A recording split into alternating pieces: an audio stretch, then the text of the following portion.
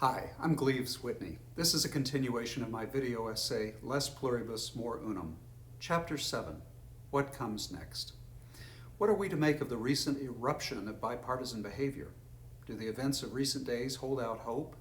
Threatened by the coronavirus pandemic, politicians are once again reaching across the aisle and finding common ground in numbers not seen since 9/11. The strongest evidence of the new bipartisan spirit is the recent economic relief bill, which passed in the U.S. Senate 96-0. In the House, Representative Liz Cheney admonished fellow lawmakers, quote, "We have an obligation to understand that this is not partisan. We need to come together as Americans to do what's right to defeat the virus," end quote. Well, let's tip our hats to our leaders. From the president to the governors to a host of local officials, they are coming together to wage war against the COVID-19 enemy. It is essential that they do so in the short term. But I'm worried about the long term. I cannot imagine that many leaders who self-identify on either the left or the right have the desire, skills, or reserves of goodwill to work together after the present threat passes. What then? The remote and proximate causes of our separation from one another are all too familiar. Our fissive human nature, racism, tribal passions, the sacralization of identity. Are there more? Let us count the ways.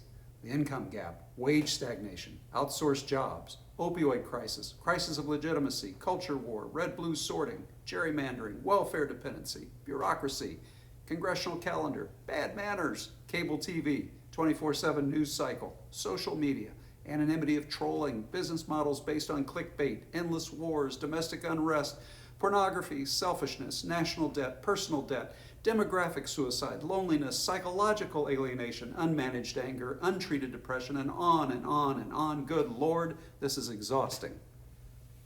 But don't forget, above all, the main thing, the postmodern collapse of meaning. Since the late 1960s, the damage caused by neglecting the ordered search for meaning has been incalculable, for it has resulted in the enervating emptiness felt by so many. It did not used to be this way. From the founding generation to the greatest generation, Americans sought meaning in one or more of the three operating systems that informed Western civilization: Judeo-Christianity, the Enlightenment, and Romanticism.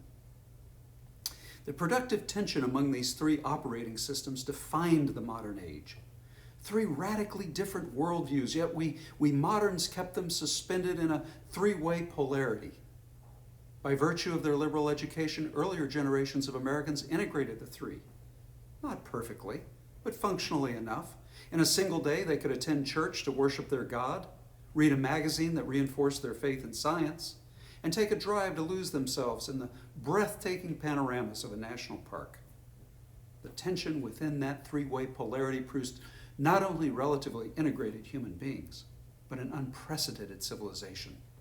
A civilization that was characterized by can-do optimism, path-breaking ideas, boundless energy, revolutionary technologies, and the relentless material transformation of the world around us.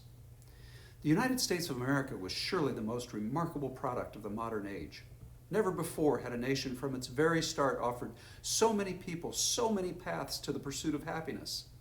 The possibilities of material and spiritual enrichment were unprecedented in world history.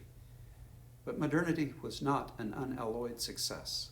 Its many shortfalls were glaringly apparent. Our democracy was slow to respond to the injustice of racism. Our politics kept tearing us apart. Too many people were left behind. Too many leaders did not possess the wherewithal to deal wisely with technological change. Too many souls despaired of the progressive disenchantment of the world. Our cities reflected the ugliness of a utilitarian calculus. Our suburbs grew too fast. Our industry spewed too much pollution. Our consumer society generated too much garbage. Clearly, modern America was a work in progress. But is postmodern America in regress? It's no use pining for modernity. It could not go on forever. Holding the three worldviews in dynamic tension proved too much over the long haul. Nietzsche was the first to see it. He intuited that when modernity's blazing sun set, post-modernity's pale moon would rise. The descent of darkness would dim all our big faiths, in our religion's spiritual power, in the Enlightenment's confidence in reason, and in the Romantics' reverie over the mystery of ordinary things. Now we have only little faiths, and we are the poorer for it. We've reduced the great adventure of seeking to understand our cosmos to the sacralization of identity. Never has Max Weber's call for the re-enchantment of the world been more needful. Until we again feel the stirrings of big faiths, until we again are enchanted, we shall experience circumspection, separation, and alienation from one another. Not exactly the feelings we associate with seeking common ground.